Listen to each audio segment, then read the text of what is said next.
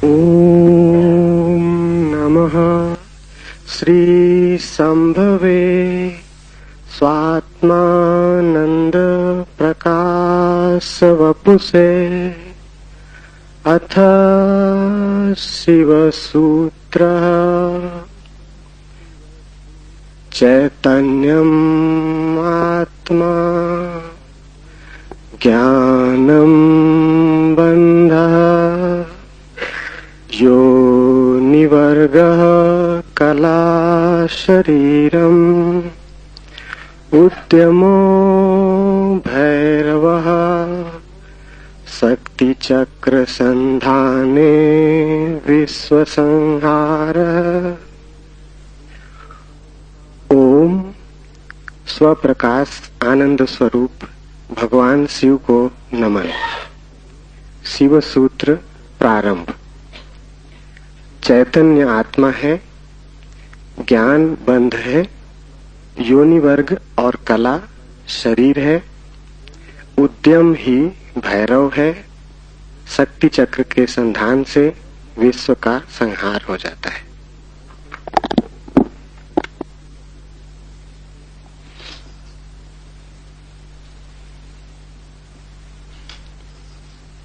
जीवन सत्य की खोज दो मार्गों से हो सकती। एक पुरुष का मार्ग है आक्रमण का, हिंसा का, छीन झपट का। एक स्त्री का मार्ग है समर्पण का, प्रतिक्रमण का। विज्ञान पुरुष का मार्ग है, विज्ञान आक्रमण है। धर्म स्त्री का मार्ग है, धर्म नमन है।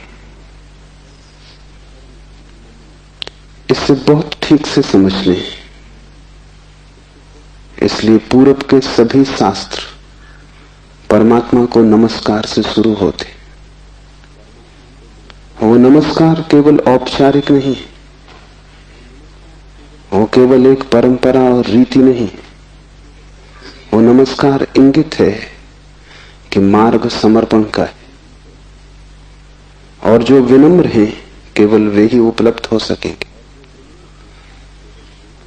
और जो आक्रामक हैं, अहंकार से भरे हैं, जो सत्य को भी छीन झपट करके पाना चाहते, जो सत्य के भी मालिक होने की आकांक्षा रखते, जो परमात्मा के द्वार पर एक सैनिक की भांति पहुंचे हैं विजय करने, वे हार जाएंगे। वे क्षुद्र को भला छीन झपट लें, विराट उनका न हो सकेगा। वे व्यर्थ को भला लूट के घर ले आए, लेकिन जो सार्थक है वो उनकी लूट का हिस्सा न बनेगा। इसलिए विज्ञान व्यर्थ को खोज लेता है, सार्थक चूक जाता है। मिट्टी, पत्थर, पदार्थ के संबंध में जानकारी मिल जाती, लेकिन आत्मा और परमात्मा की जानकारी छूट जाती। ऐसे ही जैसे तुम राह चलती एक स्त्री पर हमला कर दो, बलात्कार हो जाएगा। स्त्री का शरीर भी तुम कब्जा कर लोगे, लेकिन उसकी आत्मा तुम्हें न मिल सकेगी, उसका प्रेम तुम न पा सकोगे। तो जो लोग आक्रमण की तरह जाते हैं परमात्मा की तरह, वे बलात्कारी। वे परमात्मा के शरीर पर भला कब्जा कर लें, इस प्रकृति पर जो दिखाई पड़ती है, जो दृश्य है, उसकी चीरफाड़ कर लें, विश्लेषण कर लें, उसके कुछ राज खोज लें, लेकिन उनकी खोज वैसी ही क्षुद्र होगी जैसे किसी पुरुष ने किसी स्त्री पर हमला किया हो और बलात्कार किया हो। स्त्री का शरीर तो उपलब्ध हो जाएगा, लेकिन उपलब्धि दो कौड़ी की है, क्योंकि उसकी आत्मा को तुम छू भी न पाओगे।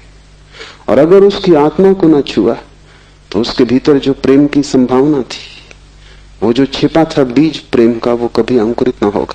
उसकी प्रेम की वर्षा तुम्हें न मिल सकेगी। विज्ञान बलात्कार है, वो प्रकृति पर हमला है। जैसे कि प्रकृति कोई शत्रु हो, जैसे कि उसे जीतना है, पराजित करना है। इसलिए विज्ञान तोड़फोड़ में भरोसा करता है, विश्लेषण तोड़फोड़ है, काटपीट में भरोसा करता है। अगर वैज्ञानिक से पूछो कि फूल सुंदर है तो तोड़ेगा फूल को, काटेगा, जांच पड़ताल करेगा, लेकिन उसे पता नहीं तोड़ने में ही सौंदर्य खो जाता। सौंदर्य तो पूरे में था, खंड खंड में सौंदर्य ना मिलेगा। हाँ, रासायनिक तत्व मिल जाएंगे, किन चीजों से फूल बना है, किन पदार्थों से बना है, किन खनिज और द्रव्यों से बना है, वो सब मिल जाएगा। तुम बोतलों में अलग अलग फूल के खंडों को इकट्ठा करके लेबल लगा दोगे, तुम कहोगे ये केमिकल्स हैं, ये पदार्थ हैं, इनसे मिलकर फूल बना था। लेकिन तुम एक भी ऐसी बोतल न भर पाओगे जिसमें तुम कह सको ये सौंदर्य है जो फूल में भरा था। सौंदर्य तिरोहित हो जाएगा। अगर तुमने फूल पर आक्रमण किया तो फूल की आत्मा तुम्हें न मिलेगी, शरीर ही मिलेगा। विज्ञान इसलिए आत्मा में भरोसा नहीं करता। भरोसा करे भी कैसे? इतनी चेष्टा के बाद भी आत्मा की कोई झलक नहीं मिलती। झलक मिलेगी ही नहीं, इसलिए नहीं कि आत्मा नहीं है, बल्कि तुमने जो ढंग चुना है वो आत्मा को पाने का ढंग नहीं। तुम जिस द्वार से प्रवेश किए हो वो क्षुद्र को पाने का द्वार है। आक्रमण से जो बहुमूल्य है वो नहीं मिल सकता।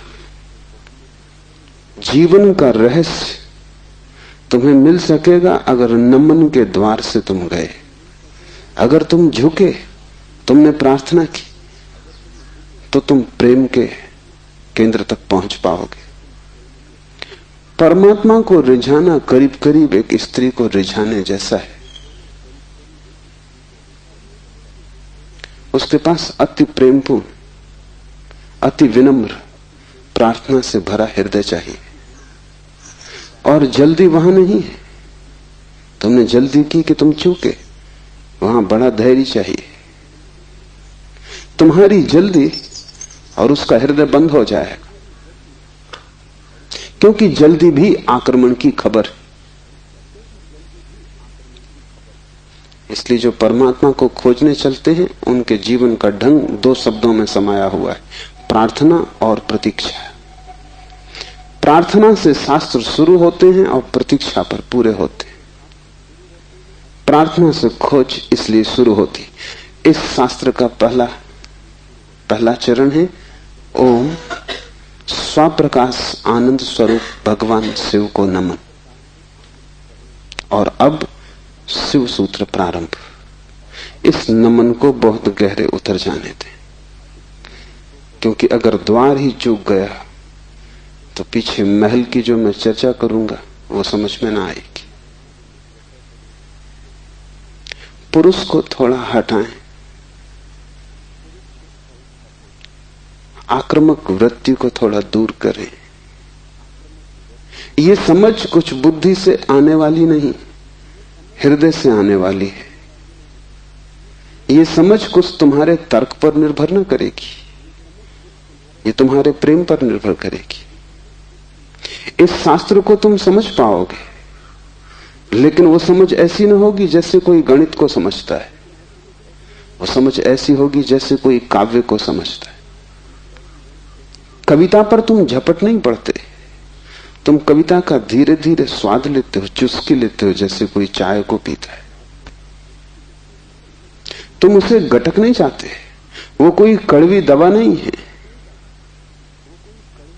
तुम उसका स्वाद लेते हो, चुस्की लेते हो, धीरे धीरे उसके स्वाद को लीन होने देते हो।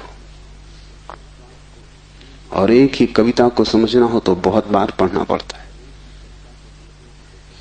एक गणित को तुमने एक बार समझ लिया, फिर दोबारा करने की कोई जरूरत नहीं रह जाती। गणित समाप्त हो गया। कविता कभी भी समाप्त नहीं होती, क्योंकि हृदय का कोई और छोर नहीं। और तुम जितना ही प्रेम करते हो उतना ही उद्घाटित होता है। इसलिए पूर्व में हम शास्त्र का अध्ययन नहीं करते, हम शास्त्र का पाठ करते। अध्ययन शास्त्र का हो भी नहीं सकता। अध्ययन का अर्थ है एक बार समझ लिया फिर कचरे में फेंक दिया। जैसे कि बात खत्म होगी, जब समझ ही लिया तब दोबारा क्या करना है।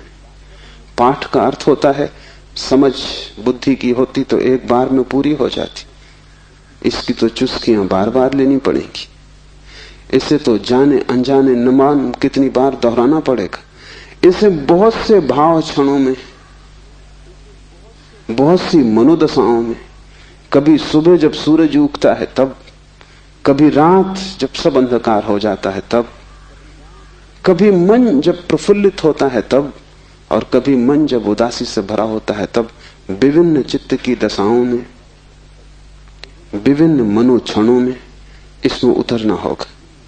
तब इसके सभी पहलू धीरे धीरे प्रकट होंगे। फिर भी तुम इसे चुकता न कर पाओगे। कोई शास्त्र कभी चुकता नहीं। जितना ही तुम पाओगे कि खोज लिया, उतना ही तुम पाओगे खोज के लिए और भी ज्यादा बाकी रह गया। जितने तुम गहरे उतरोगे पाओगे गहराई बढ़ती चली जाती है। शास्त्र को कभी पाठ ही चुका नहीं पाता। पाठ का मतलब ही यही है कि बार बार, बहुत बार। पश्चिम इस बात को समझ भी नहीं पाता। उनकी पकड़ के बाहर है कि लोग गीता को हजारों साल से क्यों पढ़ रहे हैं, और एक ही आदमी रोज सुबह उठ के गीता पढ़ लेता है। पागल हो गया है। उनको ख्याल में नहीं कि पाठ की प्रक्रिया हृदय में उतारने की प्रक्रिया है। उसका समझ से बहुत वास्ता नहीं है, स्वाद से वास्ता है। तर्क और गणित और हिसाब से उसका कोई भी संबंध नहीं है। उसका संबंध तो अपने हृदय को और उसके बीच की जो दूरी है उसको मिटाने से। धीरे धीरे हम इतने लीन हो जाएं उसमें कि पाठी और पाठ एक हो जाए। पता ही न चले कि कौन गीता है और कौन गीता का पाठी। ऐसे भाव से जो चले, ये स्त्री का भाव है। ये समर्पण की धारा है। इसे ख्याल में ले लेना। नमन से हम चलें तो शिव के सूत्र समझ में आ सकेंगे। उन्हें तुम अपने में उतरने देना और जल्दी निर्णय की मत करना कि वे ठीक हैं कि गलत हैं, क्योंकि सूत्रों के संबंध में एक बात ख्याल रख लेना, तुम्हारे ऊपर निर्भर नहीं है तय करना कि वे ठीक हैं या गलत हैं। तुम निर्णय कर भी कैसे पाओगे? जो अंधेरे में खड़ा है वो प्रकाश के संबंध में क्या निर्णय करेगा? और जिसने कभी स्वास्थ्य नहीं जाना, जो रोग की सैया से ही बंधा रहा है, उसे स्वास्थ्य की परिभाषा कैसे समझ में आएगी? जिसने कभी प्रेम की स्फुरना नहीं पहचानी और जो जीवन भर घृणा, ईर्षा और द्वेष में जिया है, वो प्रेम की कविता तो पढ़ सकता है क्योंकि शब्द उसकी समझ में आ जाएंगे, लेकिन शब्दों में जो छिपा है, अंतर गुम्फित है, वो द्वार तो उसके लिए बंद ही रहेगा। इसलिए तुम निर्णय मत करना कि क्या ठीक क्या गलत।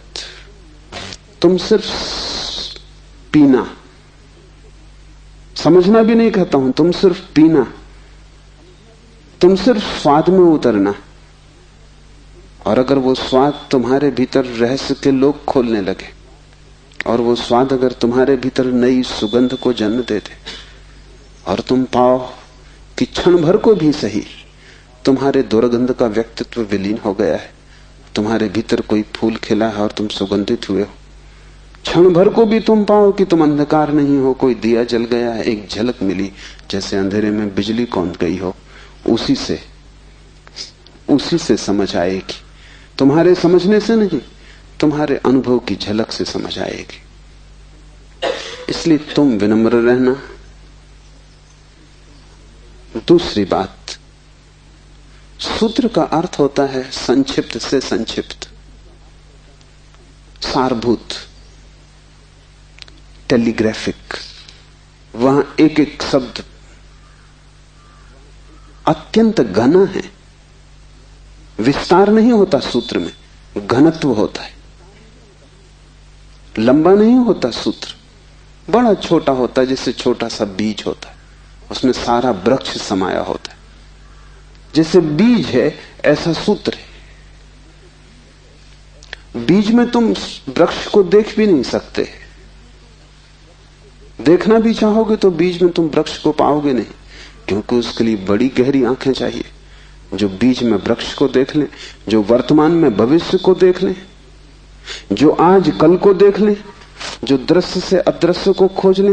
बड़ी पैनी आंखें चाहिए। वैसी पैनी आंखें तुम्हारे पास अभी नहीं है। अभी तो तुम्हें बीज बीज ही दिखाई पड़ेगा।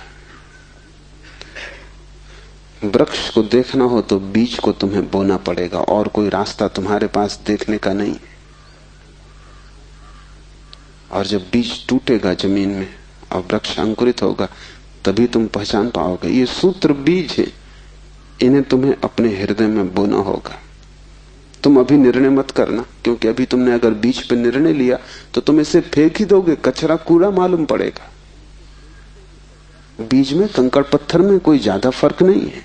कभी कभी तो कंकड़ पत्थर ज्यादा चमकीले, रंगीन, खूबसूरत, कीमती होते, लेकिन बीज और कीमती से कीमती कोहिनूर में भी एक फर्क है कि तुम कोहिनूर को बो दो तो उसमें से कुछ पैदा ना होगा। वो कीमती कितना ही वो मुर्दा है, उसका मूल्य ना समझ कितने ही समझते हो, लेकिन जीवन उसमें नहीं, वो लाश है।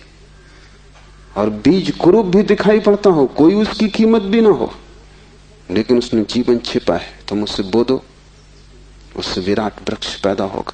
और एक बीज से करोड़ों बीज लग जाएंगे।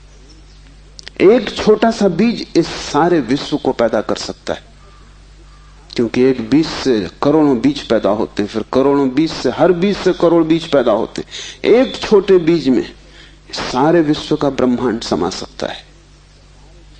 सूत्र बीज है, उसके साथ जल्दी नहीं की जा सकती। उसको बोओगे हृदय में और अंकुरित होगा, फूल लगेंगे, तभी तुम जान पाओगे, तभी निर्णय लिया जा सकता है। तीसरी बात, इसके पहले कि हम शुरू करें, धर्म महान क्रांति है।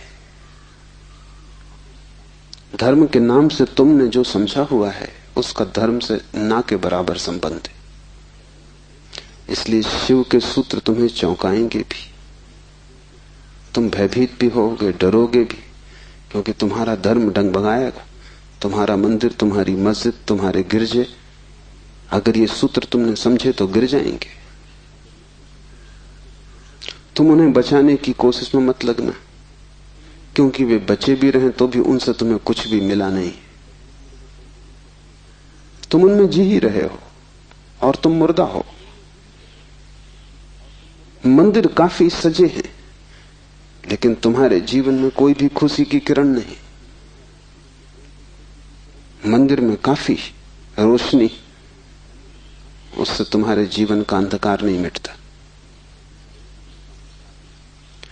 तो उससे भयभीत मत होना, क्योंकि सूत्र तुम्हें कठिनाई में तो डालेंगे ही, क्योंकि शिव कोई पुरोहित नहीं है।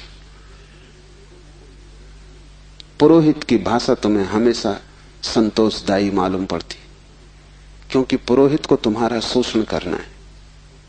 पुरोहित तुम्हें बदलने को उत्सुक नहीं है। तुम जैसे हो ऐसे ही रहो, इसी में उसका लाभ है। तुम जैसे हो रुग्ण बीमार, ऐसे ही रहो, इसी में उसका व्यवसाय है। मैंने सुना है एक डॉक्टर ने अपने लड़के को पढ़ाया, पढ़ लिख के घर आया, पिता ने कभी छुट्टी भी ना ली थी, तो उसने कहा कि अब तू मेरी कारोबार को संभाल और मैं 3 महीने विश्राम कर लूं। जीवन भर सिर्फ मैंने कमाया है, कभी विश्राम नहीं लिया। वो विश्व की यात्रा पर निकल गया। 3 महीने बाद लौटा तो उसने अपने लड़के से पूछा कि सब ठीक चल रहा है। उसके लड़के ने कहा कि बिल्कुल ठीक चल रहा है। आप हैरान होंगे कि जिन मरीजों को आप जीवन भर में ठीक न कर पाए, उनको मैंने 3 महीने में ठीक कर दिया। पिता ने सिर ठोक लिया। उसने कहा, मूढ़, वही हमारा व्यवसाय थे। क्या मैं उनको ठीक नहीं कर सकता था? तेरी पढ़ाई कहां से आती थी? उन्हीं पर आधार था, और भी बच्चे पढ़ लिख लेते, तूने सब खराब कर दिया। पुरोहित तुम जैसे हो रुग्ण बीमार तुम्हें वैसा ही चाहता है, उस पर ही उसका व्यवसाय है। शिव कोई पुरोहित नहीं है, शिव तीर्थंकर है, शिव अवतार है, शिव क्रांति दृष्टा है, पैगंबर है। वे जो भी कहेंगे वो आग है। अगर तुम जलने को तैयार हो तो ही उनके पास आना, अगर तुम मिटने को तैयार हो तो ही उनके निमंत्रण को स्वीकार करना, क्योंकि तुम मिटोगे तो ही नए का जन्म होगा। तुम्हारी राख पर ही नए जीवन की शुरुआत है। इन बातों को ख्याल में रख के एक एक सूत्र को समझने की कोशिश करें। पहला सूत्र है चैतन्य आत्मा। चैतन्य आत्मा है।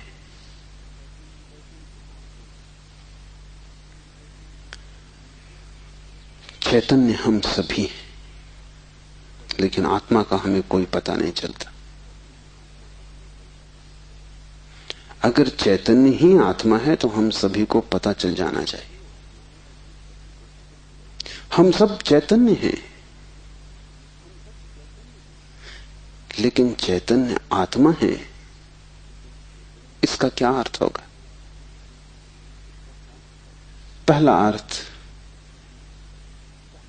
इस जगत में